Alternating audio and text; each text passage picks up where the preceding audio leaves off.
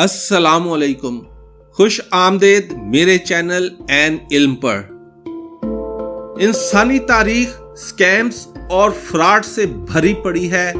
اس میں پونی سکیمز ہوں یا پھر انویسٹمنٹ کے جھانسے یا پرکشش پروفٹ کی کشش، ان سب کا اینڈ ایک ہی ہوتا ہے اور وہ ہے سرمایہ کا ڈوبنا۔ انسان اپنے لالچ کے ہاتھوں فراڈ کا شکار ہوتا آیا ہے، لیکن روز اول سے ہی لالچ بری بلا رہی ہے اور ہم نے کبھی بھی کسی لالچی کو کامیاب ہوتے نہیں دیکھا۔ آج ہم آپ کو ایک ایسی ہی فراڈ کی کہانی سنائیں گے جو کہ $1 ملین فراڈ نہیں بلکہ کئی $1 بلین کے سکیم پر مشتمل ہے۔ جب بٹ کوائن نے کرپٹو کرنسی کے طور پر دنیا میں اپنی دھاک بٹھائی تو اس کی قیمت آسمان کو چھونے لگی۔ جن لوگوں نے شروع میں انویسٹ کر لیا وہ آسمان کی بلندیوں پر پہنچ گئے اور جو پیچھے رہ گئے وہ صرف افسوس ہی کر سکے۔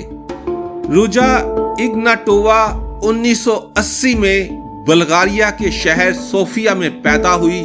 جب اس کی عمر 10 سال تھی تو وہ اپنے خاندان کے ساتھ جرمنی منتقل ہو گئی۔ یہاں سے اس نے اکنامکس میں گریجویشن کی۔ اس کے قریبی لوگ اسے ایکسٹریملی انٹیلیجنٹ، فیصلہ کن اور اپنے خیالات اور بلیفز پر لوگوں کو آمادہ کرنے والی خاتون کی حیثیت سے جاننے لگے تھے۔ انہی خوبیوں کی وجہ سے روجا نے آکسفورڈ میں بھی تعلیم حاصل کی اور دنیا کی لیڈنگ مینجمنٹ کنسلٹنگ فرم جس کا نام میکنزی اینڈ کمپنی تھا میں اپنا کیریئر بنایا۔ یہاں تک کہ 2012 کے اوائل میں روجا کرپٹو کرنسی کے نئے اور پرومسنگ سیکٹر میں داخل ہوئی۔ یہاں اس نے اپنے پارٹنر کے ساتھ مل کر بگ کوائن لانچ کیا۔ اگرچہ یہ کچھ زیادہ نہیں چل سکا لیکن اس عورت نے ہار نہیں مانی، بلکہ 2014 میں اس نے گرین ووڈ جو کہ اس کا ایک اور پارٹنر تھا کے ساتھ مل کر ون کوائن کرپٹو کرنسی کو لانچ کیا، جو کہ دنیا بھر میں مشہور ہونے کے ساتھ ساتھ بدنام بھی ہوئی۔ ون کوائن کو دراصل بٹ کوائن کے مقابلے میں لانچ کیا گیا تھا جس پر لوگوں کی امیدوں اور توقعات کا کافی حد تک انحصار تھا، مگر لوگوں کی تمام امیدیں اکنامک اور فائنینشیل کرائسس پر ختم ہوئیں۔ کرپٹو کرنسی ایک انفارمیشن ٹیکنالوجی پر چلتی ہے جس کو بلاک چین کہا جاتا ہے۔ یہ ایک ڈیٹا بیس ہے جس کی کاپی ہر کرپٹو کرنسی خریدنے والے کو ملتی ہے۔ یہ تمام ٹرانزیکشن کا حساب رکھتی ہے۔ اگر بلاک چین مضبوط ہے تو اس کی نقل نہیں بنائی جا سکتی۔ وہ راستہ جو بٹ کوائن نے 2009 میں کھولا، روجا نے اس پر چلتے ہوئے بری دا بٹ کوائن کا نعرہ لگایا اور ایک ایسی کرپٹو کرنسی لانے کا دعویٰ کیا جو سب کی زندگی بدل سکتی تھی۔ اس نے Facebook of cryptocurrency اور A tool of everyone کے سلوگن بنائے۔ اس کے جوش و خروش کو بہت پذیرائی ملی اور اس نے 2014 میں بلغاریہ میں انٹرپرینیور آف دا ایئر کا کانٹیسٹ بھی جیتا، لیکن اس کے خوابوں کی تعبیر کے لیے بلغاریہ ہی کافی نہیں تھا۔ اس کے خواب بہت بڑے تھے اور وہ دنیا کو تسخیر کرنا چاہتی تھی۔ ان خوابوں کو پورا کرنے کے لیے اس نے دنیا بھر میں میٹنگز اور کنونشنز آرگنائز کیے۔ 2016 میں لندن میں ویمبلے ارینا میں ہونے والے ایونٹ نے دنیا بھر کے لوگوں کو چونکا دیا۔ وہاں اس نے دعویٰ کیا کہ ون کوائن کے 2 ملین ایکٹیو یوزر ہو چکے ہیں اور 1.5 سال میں یہ کرنسی 4.5 بلین یورو سرمایہ جمع کر چکی ہے۔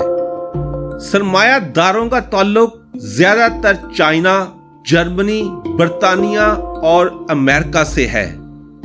روجا کی کرنسی کو بوم اس وقت ملا جب MLSK کے کامیاب ملٹی لیول مارکیٹنگ، جس کو آپ ایک اور پونزی یا پیرامڈ سکیم کی شکل کہہ سکتے ہیں، کہ مالک نے اپنی تمام توانائیاں اس کرنسی کو بوسٹ کرنے پر لگا دی۔ نتیجتاً یہ شخص پہلے ماہ ہی بہت بڑی رقم اکٹھی کرنے میں کامیاب ہو گیا۔ اب ون کوائن دراصل ملٹی لیول کی پونزی سکیم بن چکی تھی، جس میں لوگ اس کرنسی کو خریدنے اور بیچنے کے لیے مزید لوگوں کو بے تحاشا پروفٹ اور پیرامڈ سکیم کا ملٹیپل پروفٹ دکھا کر کامیاب ہو رہے تھے۔ لوگوں نے لالچ میں آ کر اپنی تمام جمع پونجی اس کرنسی میں جھونک دی۔ شاید اس لالچ کی وجہ بٹ کوائن کی بڑھتی قیمت اور اس کی ڈیمانڈ بھی تھی، جس کو دیکھ کر لوگ اب نئی کرنسی ون کوائن کو مس نہیں کرنا چاہتے تھے۔ ون کوائن کا مستقبل بہت شاندار دکھائی دے رہا تھا، مگر جلد ہی اس کی کامیابی کو تاریک بادلوں نے ڈھانپ لیا۔ 2015 کے شروع میں بلگیرین کمیشن آف فائنینشیل سپرویژن نے ون کوائن کے پروجیکٹ پر شبہات کا اظہار کیا۔ اس کے ساتھ ساتھ ہی اس نے اس کا ابتدائی ڈیٹا بھی اکٹھا کرنا شروع کر دیا۔ 2016 میں مختلف ایجنسیز کو احتیاط کا الرٹ جاری کر دیا گیا۔ دسمبر میں اٹلی میں مارکیٹ اتھارٹی نے ون کوائن کی ساری ایکٹیویٹیز بلاک کر دی۔ تحقیقات سے پتہ چلا کہ روجا کی کرنسی میں سب سے مین خوبی ہی مسنگ تھی، یعنی اس کرنسی کی بلاک چین ہی موجود نہ تھی، جو کہ کرپٹو کرنسی کا بہت ہی اہم جزو ہے۔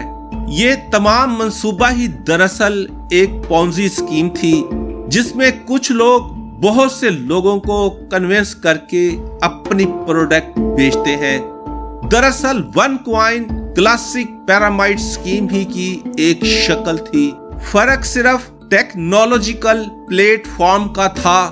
2016 میں انگلش جیوڈیشری نے بھی اپنی تحقیقات کا آغاز کر دیا۔ 2017 تک اس کرنسی کے نقائص سب کے سامنے آنے لگے۔